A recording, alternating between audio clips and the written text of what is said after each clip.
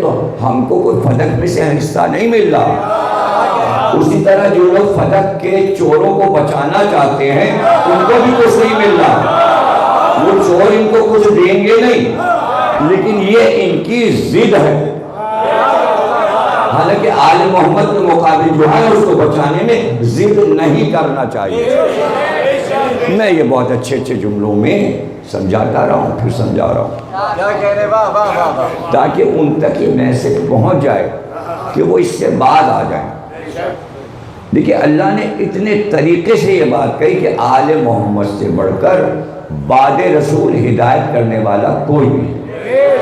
جدھر جدھر علی جائیں گے ادھر ادھر ہم جائے گا، جدھر جدھر ہم جائے گا ادھر ادھر علی جائے گا۔ تمہارا فیصلہ کرنے کے لیے علی سے بہتر کوئی نہیں۔ اگر تم علی کے پیچھے چلے تو علی تمہیں صراط مستقیم پہ چلائیں گے، تمہیں علی کو ماننے میں فائدہ ہے۔ آل محمد کے آگے قدم نہ بڑھانا، آل محمد کے آگے نہ چلنا، آل محمد کو سکھانے کی کوشش نہ کرنا، آل محمد سے سیکھنا، آل محمد کو مشورہ نہ دینا، آل محمد سے مشورہ لینا۔ ایک حدیث تھوڑی ہے، فرمان ہے کہ رسول اللہ فرماتے چلے گئے اپنے آخری حیات کے مہینوں میں یہی سب بار بار سب کا نام لے لے کر پکار کر مجمع سے یہ کہا آل محمد آل محمد۔ اتنی موٹی کتاب میرے پاس ہے انگلینڈ کی چھپی، تقریباً 550-600 صفحے کی، انگریز کی، رسول اللہ کی سوانحات لکھی۔ اس نے جگہ جگہ یہ لکھا ہے کہ رسول اللہ کی پوری کوشش دنیا سے جانے سے پہلے یہ تھی کہ اپنے اہل بیت کو پوری امت کے ذہنوں پر بٹھا دیں، اس لیے کہ امت کی بھلائی آل محمد کو ماننے میں تھی۔ اس لیے رسول کی کوشش یہ تھی کہ مسلمان گمراہ نہ ہونے پائے۔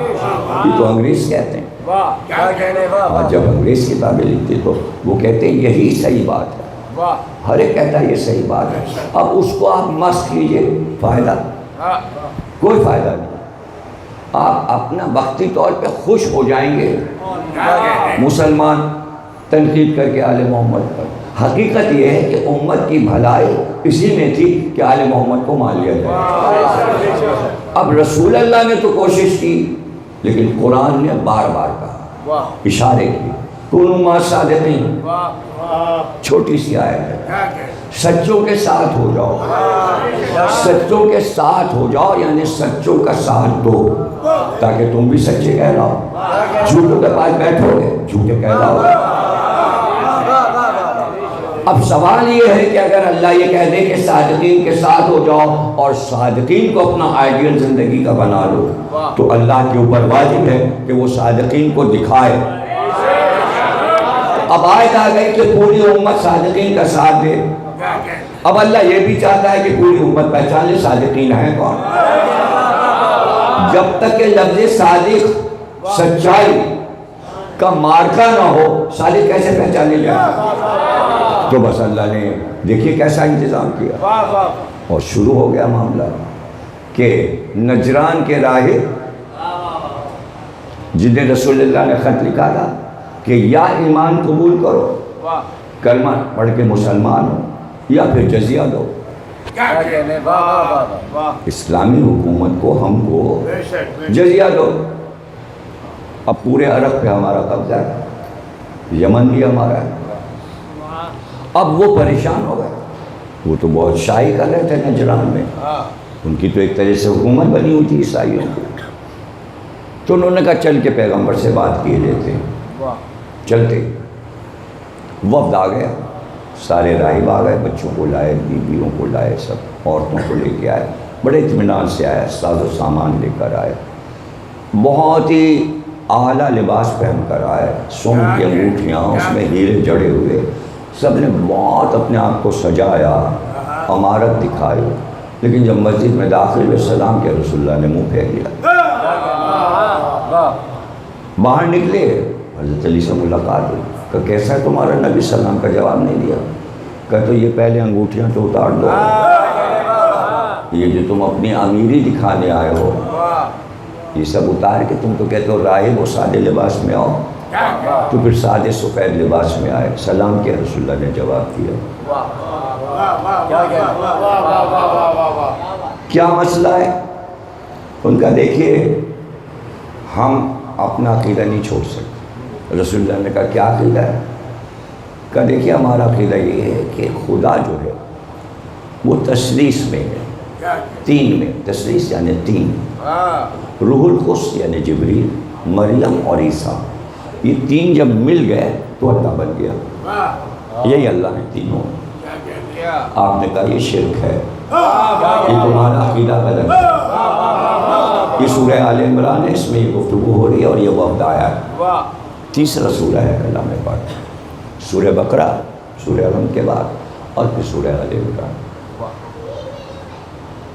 وہ نہیں مانے، کہنے نہیں ہم تو عیسیٰ کو خدا ہی مانتے ہیں، خدا کا بیٹا مانتے ہیں.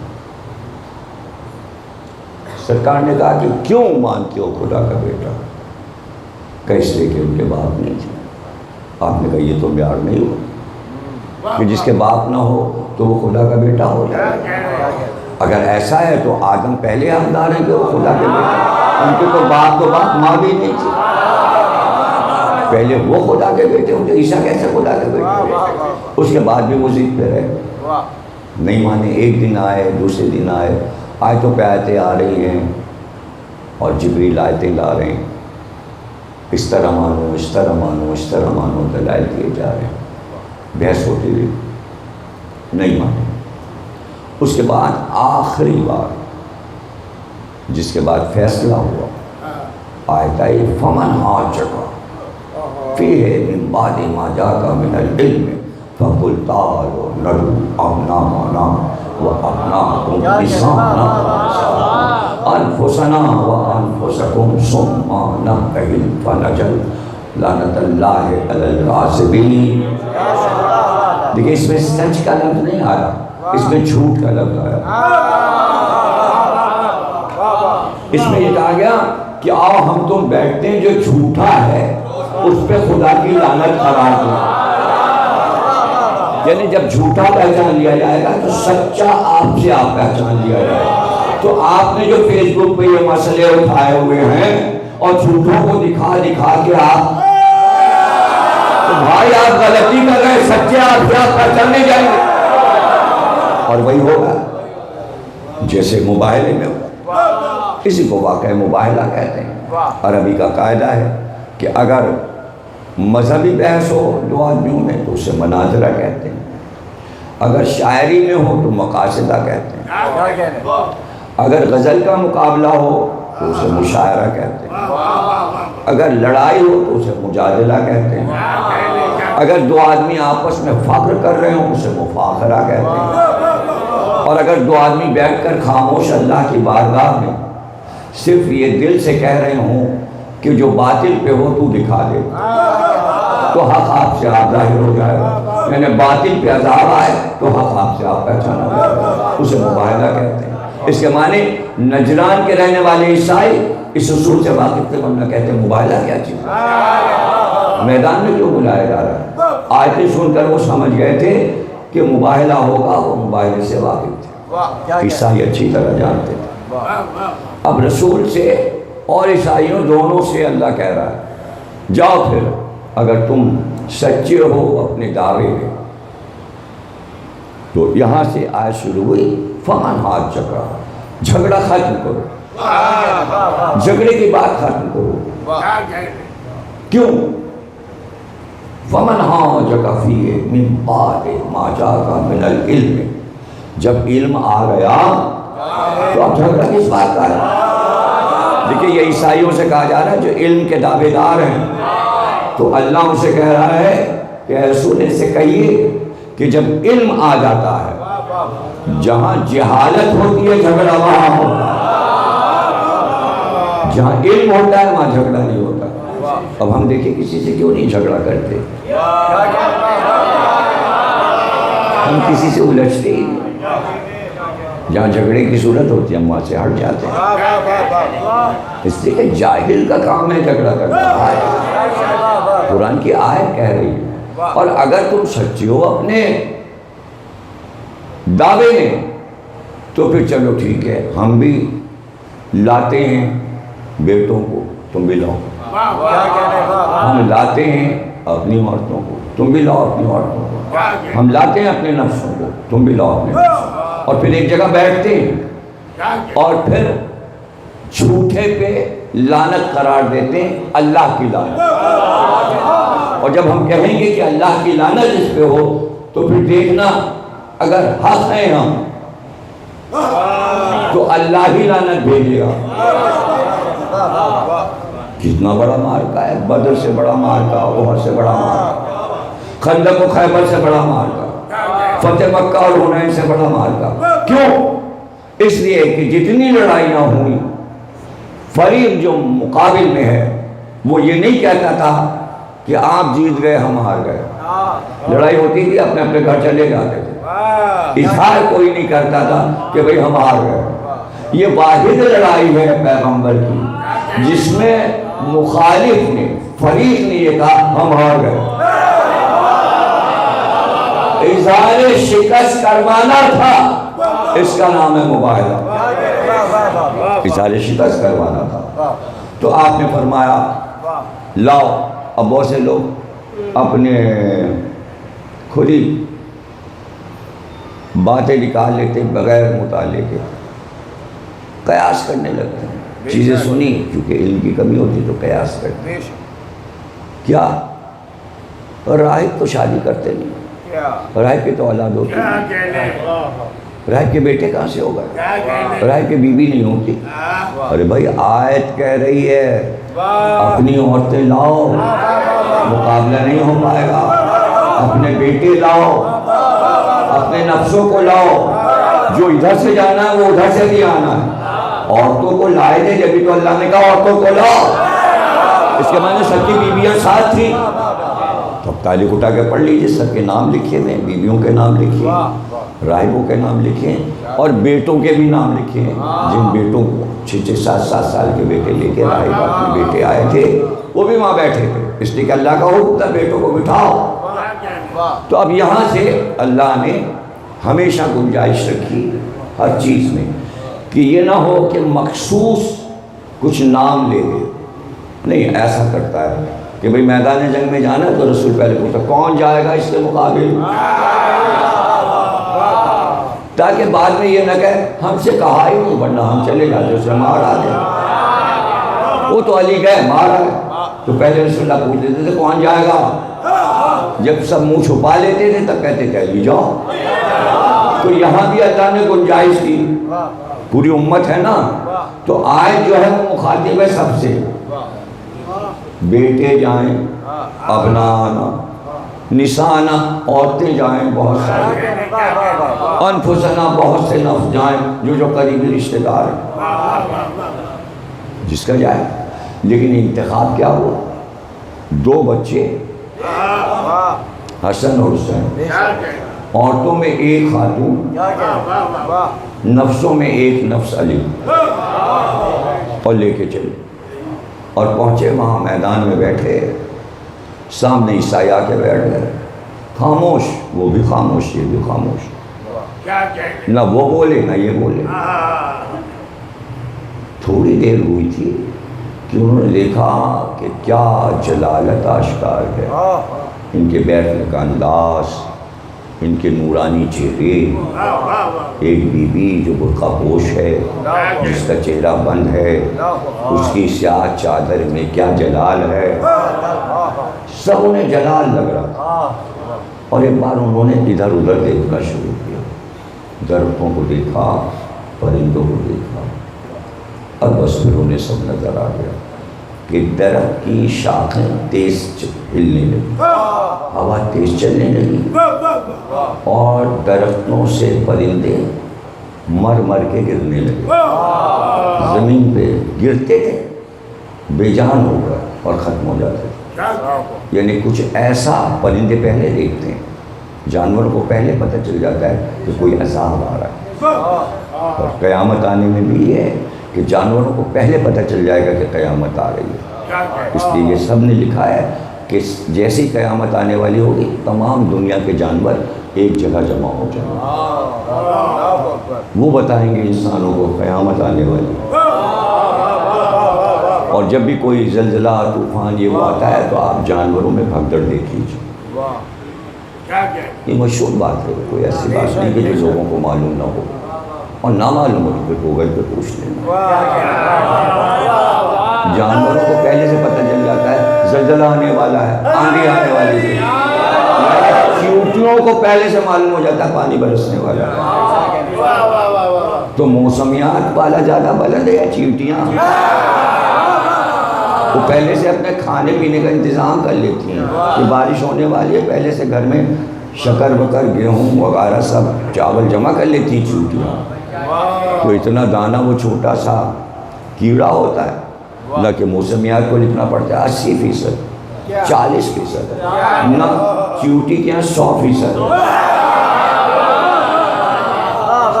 عقل مند ہے, عقل مند ہے. پردے مصاحب سج گئی, مہندی سج گئی, مصاحب پردے تیار ہو گئی مہندی. بتایا قائم نے؟ ہاں بتا دیں.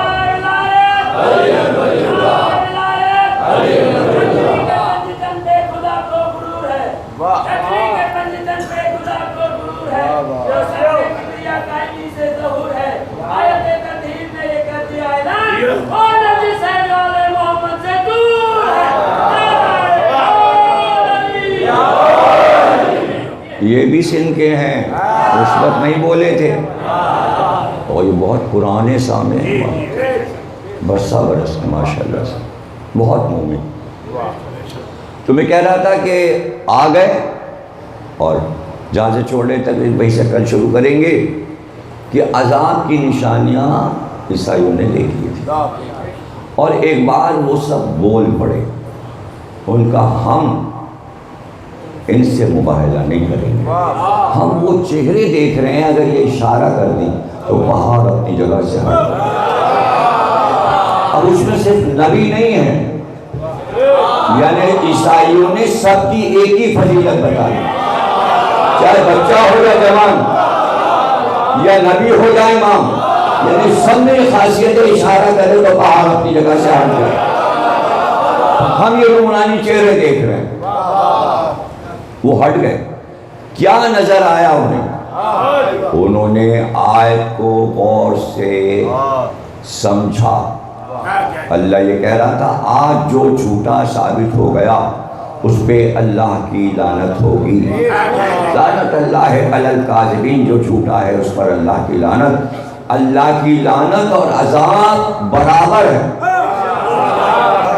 اللہ کی لعنت جس پہ لگ جائے وہ عذاب ہے. عیسائیوں نے کہا ہم اگر لعنت لے لیں گے قیامت تک ہماری پوری قوم بدنام ہو جائے گی اور سب ہم پر لعنت کیا کریں گے, اور ہم پہ زیادہ لعنت ہوگی, اس لیے کہ پوری قوم اگر راہ پہ بھی آ جائے گی تو بدنام ہم ہوں گے کہ ان لوگوں نے ان سے ٹکر لے کر لعنت خریدی تھی. انہوں نے اپنی قوم کا مستقبل بچایا, اور پھر وہ سمجھ گئے خونما صادقی سچے یہی ہیں جن کے ساتھ ہونا, اور ہم جھوٹے ہیں. ان کا اعتقاد, ان کا عقیدہ, ان کا ایمان سچا ہے. عیسائیوں نے اقرار کر لیا. اب آپ دیکھ لیجئے وہ ہٹ گئے مقابل سے, پنجے تک یہ مقابل سے ہٹ گئے. حالانکہ آیت میں لعنت تھی, لیکن کہیں آپ پڑھ کے بتا دیجئے حدیث ہو کہ عیسائیوں پر حکم ہو کہ عیسائیوں پہ خدا کے لعنت. بولتا بھرا عیسائیوں پہ نہ, اس سے کہ وہ مقابل سے ہٹ گئے.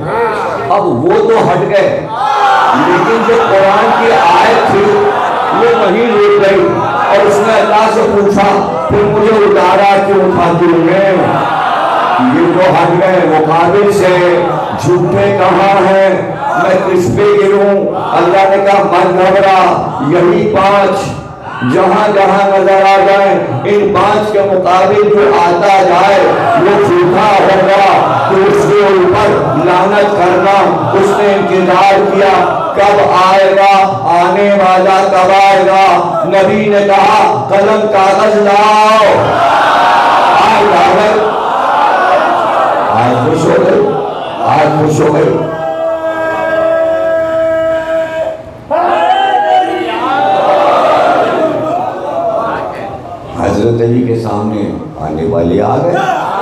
خوش ہو گئے، بی بی کا گھر جلانے آ گئے، آئے خوش ہو گئے۔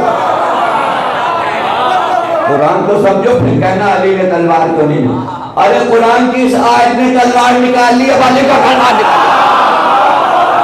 یا جملہ سن لو، ختم ہونے بدل کل پھر یہیں سے پڑھوں گا، یا علی کی ذوالفقار چلے، ایک ہی بات ہے،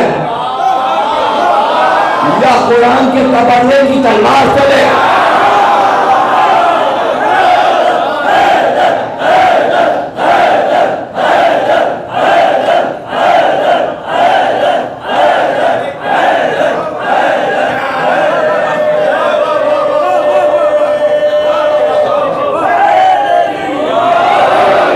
حسن کے مقابل جو آتا ہے، حسین کے مقابل جو آتا ہے، کیا آسان ہے، چاہے موبائل سے سمجھ لو ہاں کیا ہے، کسی بھی واقعہ کو دل لگا کر پڑھ لو، سن لو، حق نظر آ جائے گا۔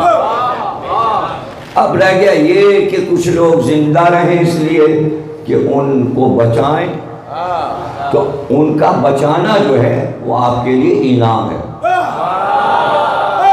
دیکھیں معاملہ کھٹائی میں پڑا رہے گا، صندوق میں بند، اب بھائی آپ کا اعتقاد ہے بند ہے، آپ کو پتہ ہے یہ کتاب جو ہے بہت اچھی ہے، اس میں میرا اعتقاد ہے بند۔ ادھر اس نے بھانمتی کا پٹارا کھولا، ادھر بھی کتابیں کھولی، تو ان کے دفتر کھل گئے۔ فمن حاجک فیہ من بعد ما جاءک من العلم، یہ ہے علم کا معاملہ، یعنی علم کے ساتھ لعنت اللہ علی الکاذبین، جھوٹوں پہ خدا کی لعنت۔ تو امام حسن علیہ السلام سے کوئی لڑ رہا ہے کہ آپ نے حکومت دے دی، اب بھائی یہ تو سمجھو کہ قرآن کی آیت کیا کہہ رہی ہے، وہ کہاں جا رہی ہے۔ دولت سے بڑھ کر یہ ہے حسن کے لیے کہ آیات اس کو برا کہہ رہی ہیں، اب تاریخ اس کو کیسے سجا کے پیش کرے گی۔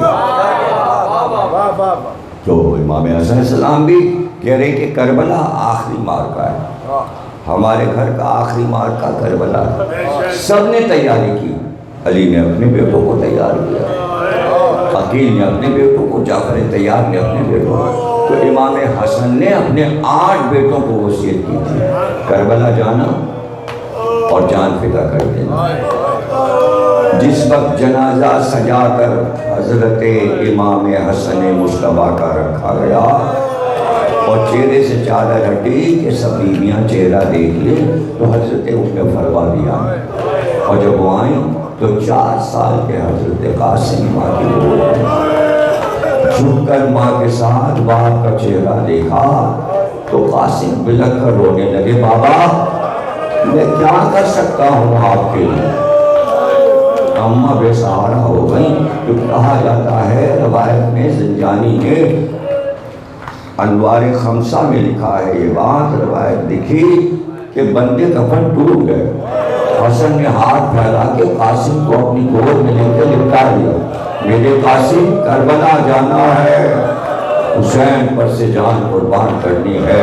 یہی وجہ ہے کہ قاسم بار بار حسین کے پاس آتے، چچا ہمیں میدان جنگ کی اجازت دے دیجیے، لیکن امام حسین یہی کہتے، قاسم تو میرے بھائی کی نشانی ہے، میں تمہیں کیسے جانے دوں۔ جب دیکھا کہ حسین اجازت نہیں دیتے، خیمے میں آ کے خاموش بیٹھ گئے۔ ماں نے دیکھا، کہا قاسم بہت اداس ہو، کیا بات ہے، میدان جنگ میں نہیں جاؤ گے، حسین کی نصرت نہیں کرو گے؟ کہا اماں ہم چچا سے بار بار اجازت مانگتے ہیں، چچا جانے نہیں دیں گے۔ ماں نے کہا بیٹا تمہارے باپ نے ایک وصیت نامہ تعویذ کی شکل میں تمہارے بازو پہ باندھا تھا بچپن میں، اور کہا تھا جب بلا اور مصیبت کا کوئی دن آئے تو اس کو کھول کے پڑھ لینا۔ اے قاسم آج سے پڑھ کر کون سا بلا اور مصیبت کا دن ہو سکتا ہے کہ لاشوں پہ لاشیں آ رہی ہیں۔ قاسم ذرا اس بازو کے تعویذ کو کھولو، اور جو کھولا اسے پڑھا لکھا تھا، قاسم کربلا کے بعد میں حسین کے قص و مظلوم ہو جائے گا تو تم اپنی جان حسین پر سے فدا کر دینا، حسین کی نصرت میں माँ ने तहरीर देखी का बेटा चचा के पास ही तहरीर ले जाओ। हजरत कासिम वो तहरीर लेकर आए, कहा चचा ये देखिए बाबा ने क्या लिखा है। कहने के हसन को हुसैन ने देखा, आंखों से लगाया, चूरमा सर पे रखा और उसके बाद कासिम को लिखा दिया। कासिम ये क्या तहरीर लिखा दी मेरे लाल, मैंने तो बड़े अरमानों से तुम्हें रखा था, मैं तुम्हें समझता था कि हसन की यादगार हो, मैं अली अकबर से ज्यादा तुम्हें चाहता था कि तुम यतीम हो। तुमने जो कहा हुसैन ने वो बात, तुम्हारी बात को माना, पाए कश्मीर तक पहुंचाया। ये कह के गले से लगाया, रोना शुरू किया, गिरिया तारी हुआ। कासिम समझ गए हुसैन मैदान जंग में जाने नहीं देंगे। एक बार वहीं जमीन करबला पे कासिम बैठ गए और बैठने के बाद हुसैन के दोनों हाथों को बारी बारी लेके और चूमना शुरू किया। हाथों को चूमते जाके और हाथ चूमते चूमते एक बार पैरों से लिए और हुसैन के पैर चूमते जाते और कहते थे चचा जहां इजाजत दे दीजिए, मैदान जंग की इजाजत दे दीजिए। कहते निपटा के बहुत रोए। कासिम तुमने मजबूर कर दिया कि मैं तुम्हें मैदानी जंग भेजूं। अच्छा आओ मेरे साथ आओ। खैमे में लेकर आए, इमाम हसन का अमामा सर पे पिन्हाया, इमाम हसन का कुर्ता पिन्हाया, अमामा बांध के शमले लटकाए। ज़ैनब ने पूछा ये शमले क्यों लटकाए? अरमान था कि कासिम की शादी हो, हमने कासिम को दूल्हा बना दिया। यही मेहंदी है, यही बारात है कासिम की, मैंने सजा दिया और दूल्हा बना दिया है मैंने कासिम को। और एक बार आगे बढ़कर हुसैन ने कुर्ते का गलबान चाक किया। हज़रत ज़ैनब का भैया किसी शहीद का गलबान चाक नहीं किया, इसका कुर्ता क्यों फाड़ा? अरब में जिसका कुर्ता फटा होता है गलबान से, निशानी है कि वो यतीम है। मैं चाहता हूँ किया रहम करे, ये हसन का यतीम है, ज्यादा इस पे वार न करें यतीम समझकर, मगर हाय कासिम पे ज्यादा मार हुए। तारीख में लिखा है दो शहीद ऐसे हैं, सब पे तलवारें चली, तीर चले, मगर दो शहीद ऐसे हैं कि उन्हें पत्थर मारे गए चारों तरफ से। एक हुसैन, दूसरे कासिम, तीर भी चले, पत्थरों से मारा जा रहा था। हज़रत कासिम को बड़ी शजाअत से बड़े कासिम लड़ते लड़ते हमला किया। भाले वाले नेज़े वालों ने कासिम को घेरा और एक बार कासिम ने हमला किया। घोड़े से गिरे, आवाज दी चचा जान, कासिम घोड़े से गिर गया। एक बार हुसैन ने अब्बास को देखा, अली अकबर को देखा, कहा अब्बास एक तरफ मैं हमला करूं, एक तरफ तुम हमला करो, कासिम को लेकर आना है। जब सवालों ने देखा कि दो भाई मिलकर लड़ रहे हैं तो आपस में मशवरा किया और कहा उधर के घोड़े इधर आए, इधर के घोड़े उधर जाएं, ताकि हम और हुसैन से इंतकाम ले। एक बार घोड़े दौड़ रहे थे, एक आवाज थी, मक्तल में लिखा एक आवाज थी जो बार बार आती थी, चचा बचाइए, चचा मुझे बचाइए, चचा मुझे बचाइए। अब जो अब्बास और हुसैन हटा कर लश्कर को पहुंचे कासिम पर, तो एक बार हुसैन सरहाने बैठ गए और बस इतना कहा, मेरे लाल कासिम, अरे ये कैसी दुनिया तुम पुकारता रहा, हुसैन तेरी मदद को लाया, अरे तेरा लाशा पामाल हो गया। कासिम ये कहकर अब आपको बिछाया, अब लाशा कहा था कुछ तुमने चुनता, अब मेरा मौत में हुसैन।